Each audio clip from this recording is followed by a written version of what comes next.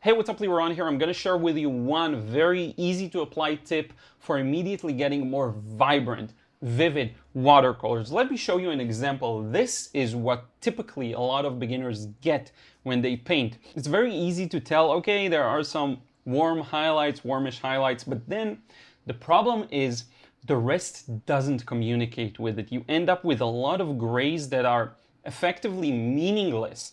So what I want to do is show you exactly how I would paint it in a way where the gray colors communicate with each other, leading to a very satisfying impression. So let's actually start with these beautiful peachy highlights. The actual tip is that to get these colors to communicate, we have to have a bit of our blues and reds and yellows into our grays. They have to be together, merged together. Before we get to that though, we need to make a statement with these shapes of highlights. So a statement, that means you put in color that is relatively strong in terms of saturation, how colorful it is, how vibrant it is, beautiful, if you will, making a strong statement. Now, if you're unsure of where the boundaries are, where the one color ends and one begins, you can almost wing it by just smoothing out the edges. So I'm going to smoothen out some edges here.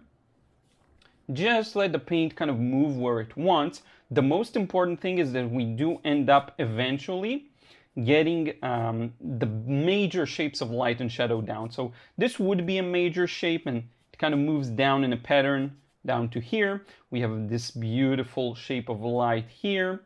We have all of this area that is quite well lit, and in fact we can connect it all together. Here's what I'm going to do. I'm going to tie in all the grays by putting an underpainting underneath them of these warm oranges.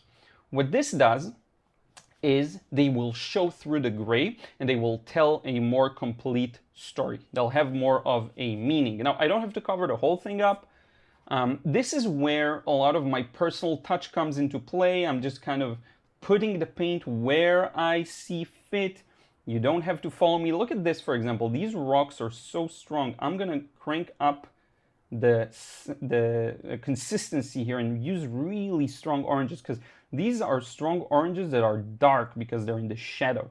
So that's how I would convey these rocks here. And then I'll go ahead and add just some clean water to it. I'm gonna make sure I'm including those strong oranges here in the light as well.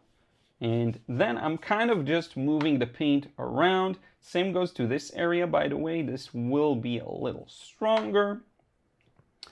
And I'm gonna just kind of, sorry, I need to grab the paper. I'm gonna kind of let this sit.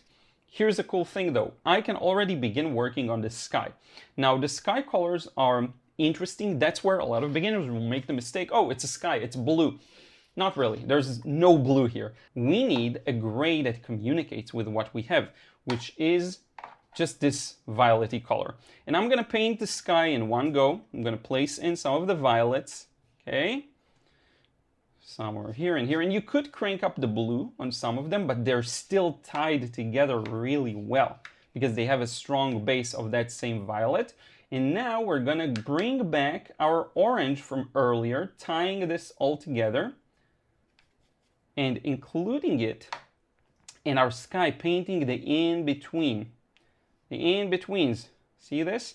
And that's how I often like to paint areas, by placing one color, then placing the other color right next to it on a dry piece of paper. There's nothing wrong with that, and it creates this beautiful sense of togetherness. Everything feels connected. I don't know why the color looks super ultra vibrant on the camera. I'll try correcting it in post. It's not as vibrant. Now, you could spray some water for good measure. You could do a lot of things. You could go quite loose here. What I'm gonna do is take care of some of the edges here. So I do like this sharp edge. I'll leave that. I would blend this a bit here. And I would just fill in some gaps. You don't even have to. You could leave them like so. I think just by spraying a bit more, whatever gaps are closed are going to be closed. We'll let it dry. So this is where things start to get interesting. This is fully dry. Again, we're already at a very different place because we took care to prepare, lay the groundwork for the colors to work well. So now we're going to start mixing. Now the colors I'm seeing here for all of the shadows, you'd be surprised there's barely any blue. I know it looks a little blue.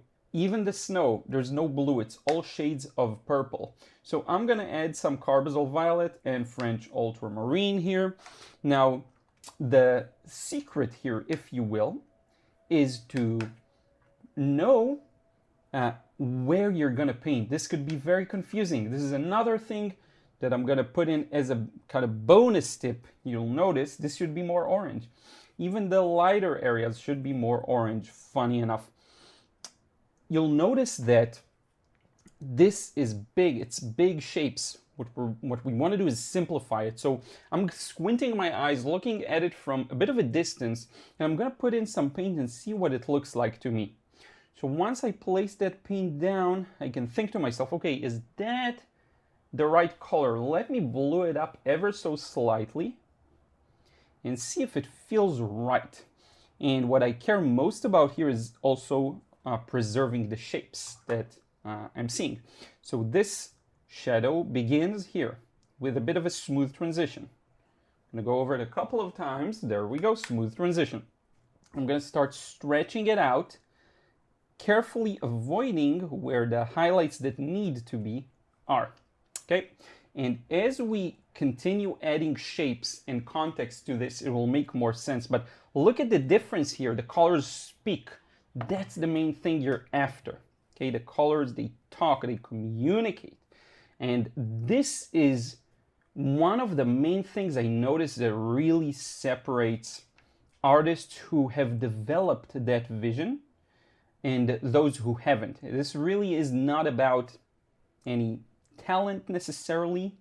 It's more about, have you developed that vision and the ability to discern colors and values to some extent, and know where to paint what.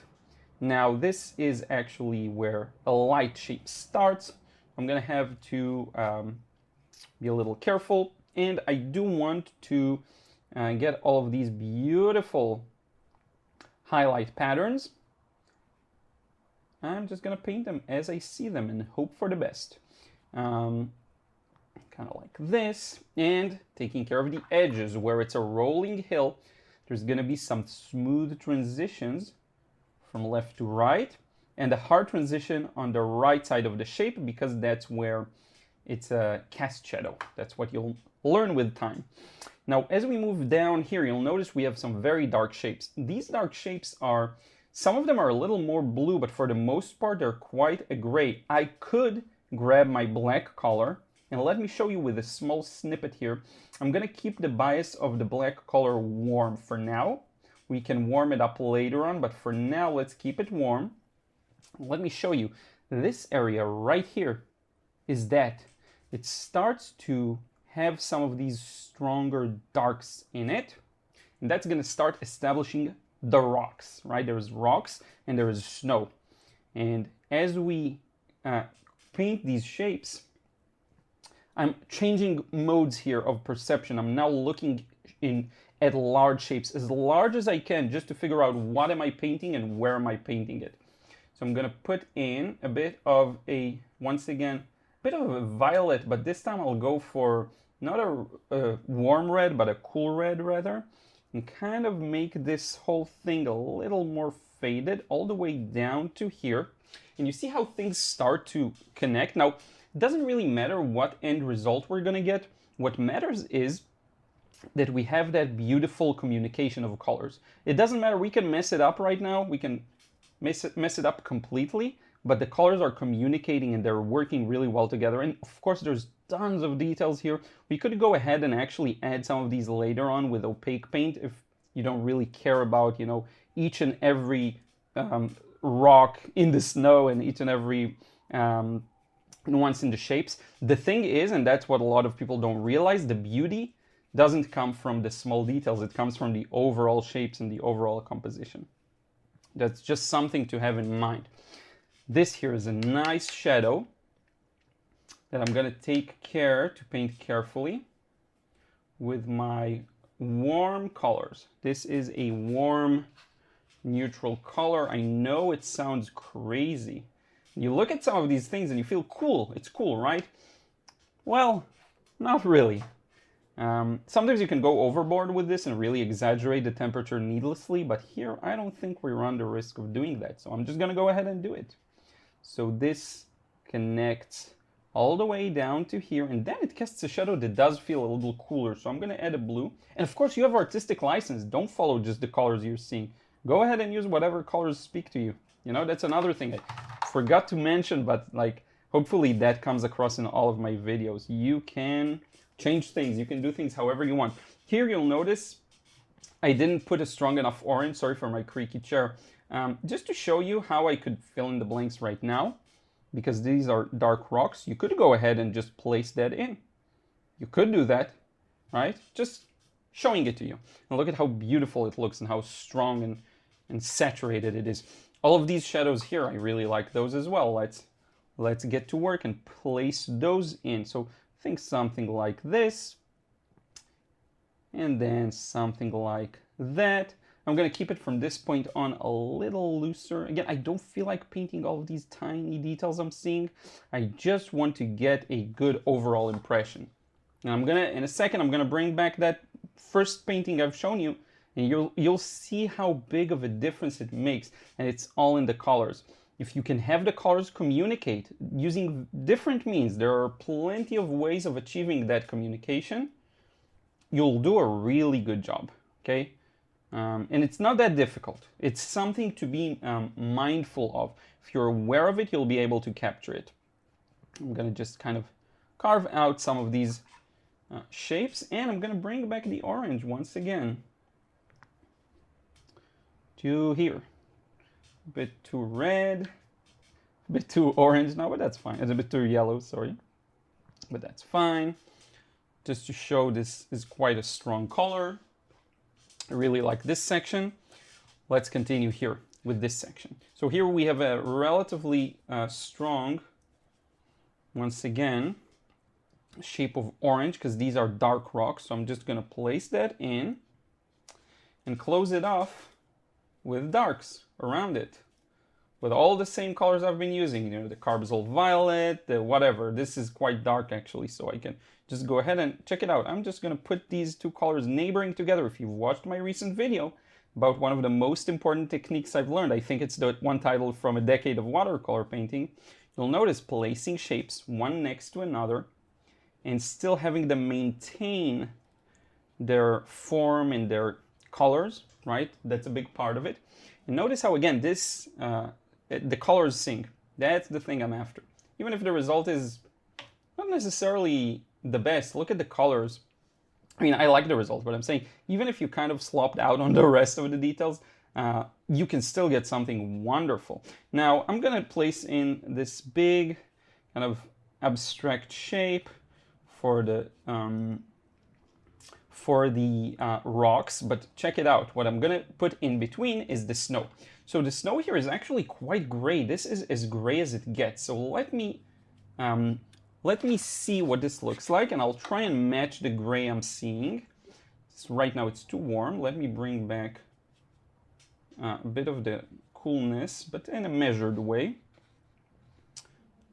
Let me see, a bit lighter maybe. And I think this would work, and I'm just gonna place that in. That's the snow. That's the areas where the snow is light, so even though it's in the shadow, it is still quite light, okay? And I can come back in a second and really emphasize how it's light snow by darkening these details in the in-between. But what's crazy about this scene is that there's barely any perfect grays. They don't really exist here. And here we come to the coolest group of shapes, and it's this cliffside to the right. This is pretty much the only place where I am seeing some cooler shadows, so I'm gonna place those down. And one thing you can do after you put in all of these details, and it can look a little messy, right? Take a break, let it sit, and then you come back and you observe the shapes. What large shapes have I missed? What large shapes have I not been able to express the way I wanted? Usually that's where the fault is. Okay, putting in these relatively abstract patterns of cliffs with very relatively cool, it's all relative, cool shadows. And for the in-between, let's strengthen our gray warm cliffside shapes, if you will. Some of these are quite strong, so I'm gonna do this here, see? Maybe a little lighter, just to show the contrast with the previously placed blues. And you'll see how slowly but surely this thing comes together, and it looks really, really good. Then we'll go back to these, whatever, lilac-y shadows. Kind of place those in with all of these beautiful ridges, and all of these beautiful shapes. Blend those who need it. Those edges, there we go. Even this. And we can put in some rocky textures, just for starters here, that we will enhance in a second. And what we have here right now is colors that speak. Let's see how we can bring it closer to what it needs to look like. So we have a lot of these shapes of snow, shapes of rocks within the snow, that I can go ahead and start kind of bringing out. And this is relatively warm still. It's not cool.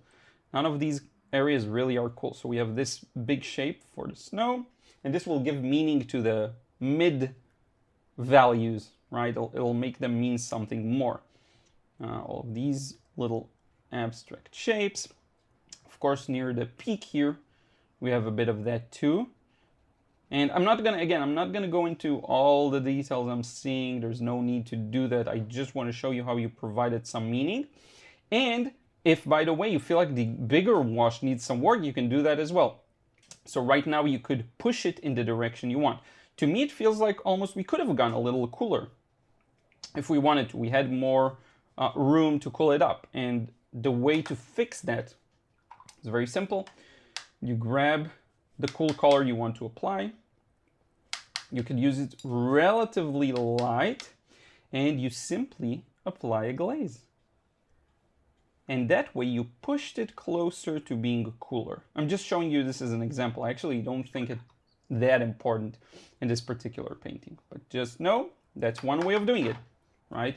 And you gradually can push it to look a little more like what you want. Now it's already wet, so we can use that to get some of these rocks wet and wet, get them to kind of blend back a bit.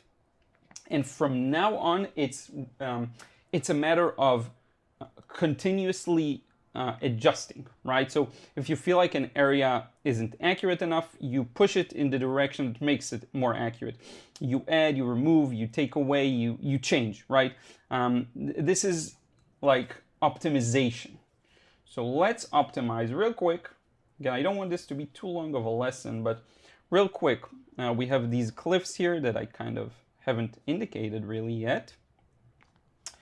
And these go together with this. We can use this opportunity to add some of the rocks here that are quite warm because it's close to the light, as you'll notice. I'm using a very warm color. Let me show you.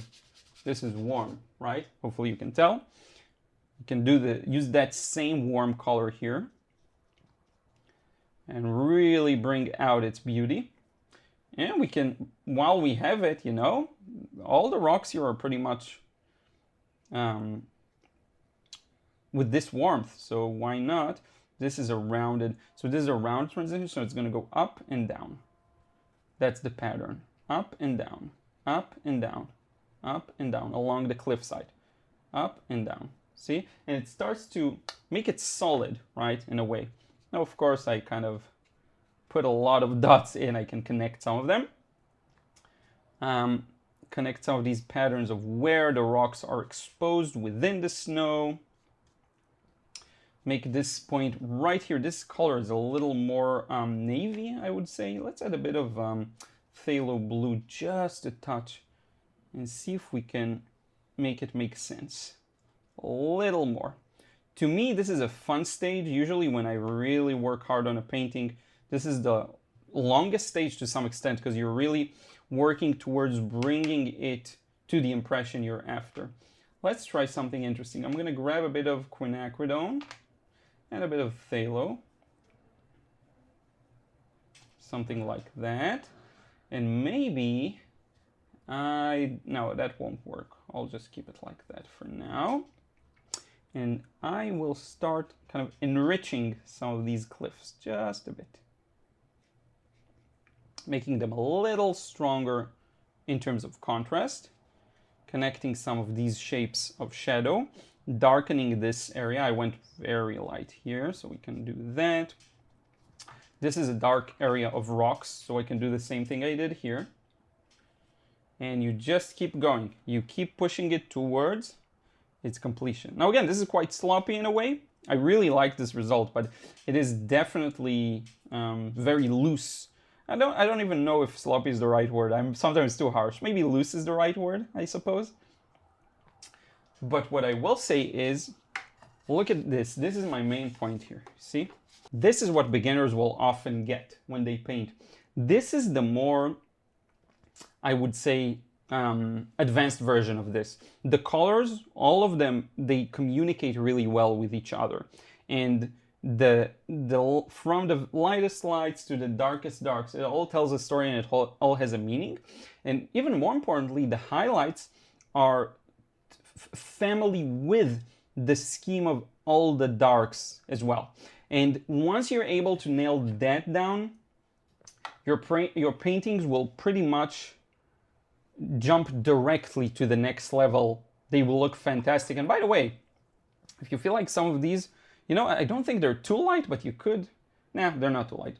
And if you feel like some of these are, again, too warm, you can almost glaze with a thin layer of the color you want to push them in the direction of.